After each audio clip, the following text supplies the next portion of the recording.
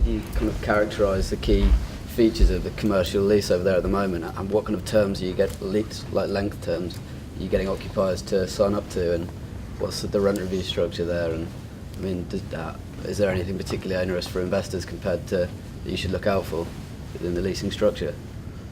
Well, currently the leases, I mean, this goes also for Herman because they do more leases than I do probably. Mm-hmm. But it's mostly for 5, maximum to 10 years. But in Turkey, even if you have as a lessee a 1-year lease, it automatically renews at the end of the period, and the landlord cannot normally terminate your lease agreement unless it has one of the 5 already mentioned reasons in the code. So therefore, the lessees think themselves to be very safe by having even 1-year lease agreement. But the new law actually brings a maximum limit to that being 10 years. And after the 10 years, then the lessee will have the ground to terminate it. I would say from lease agreement, it is currently more lessee friendly. And after 2008, it can be even 2020.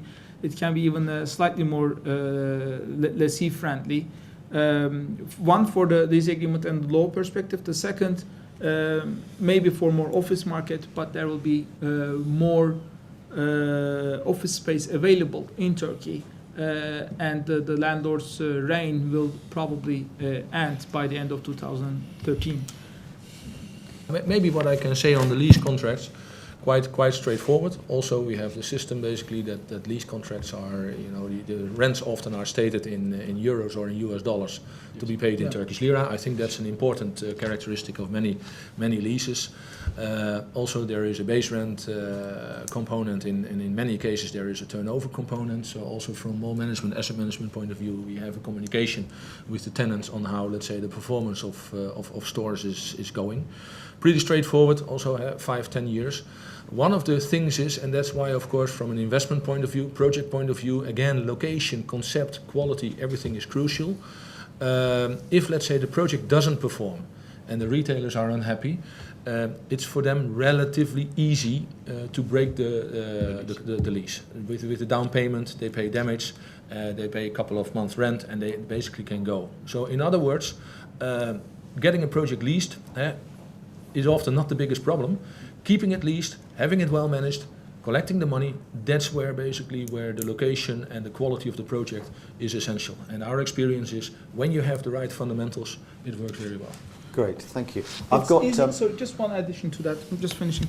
It's easy for the lessees to break the leases, but just because that fact makes it easier to find the new lessees actually for the same project. Because they will not think, as in Germany, oh, if I sign this contract, I'll be doomed for the next 10 years. They just think, well, in the worst case scenario, I pay 6 months rent and I'm off.